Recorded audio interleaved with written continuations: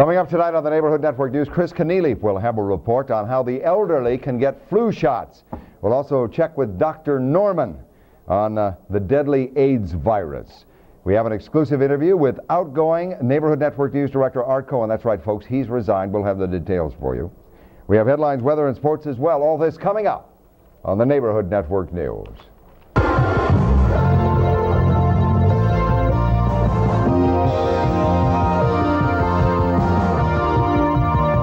Boston Cable Channel 3. Your Neighborhood Network presents the Neighborhood Network News.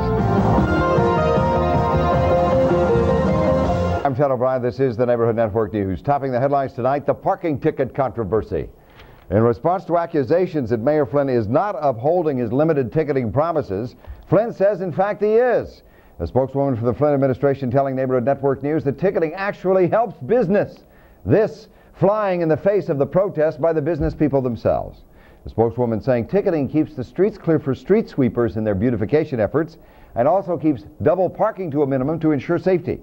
But she did not answer those business people that say, hey, folks aren't coming around and parking now because they know if they come shop in my store, they're liable to get a ticket from a meter maid who'll run out from behind somewhere and put a ticket on the car and then run back.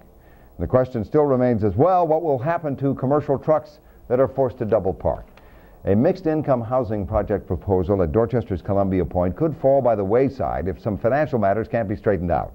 The developers have been promised state and federal subsidies for Harbor Point, as better known as Columbia Point, if the Massachusetts Housing Finance Agency turns over a multi-million-dollar mortgage to the firm of Corcoran, Mullins, Jennison Incorporated. But the MFHA will not do that until the firm obtains a lease for the property, and that's owned by the Boston Housing Authority. Now, the BHA won't give the developers a lease until it is allowed more control over the way that property is used. They don't want these guys coming in, taking that low-income housing, turning it into very, very wealthy kinds of condominium and cooperatives, and then walking away with the cream. Housing and Urban Development is dropping a state subsidy, blocking it, that the firm needs for the project. HUD said the subsidy wasn't mentioned in the application for the city urban development grant. Joe Corcoran, who's president of the Quincy development firm, says if the project isn't finalized before President Reagan's tax reform goes into effect, Harbor Point will not be built.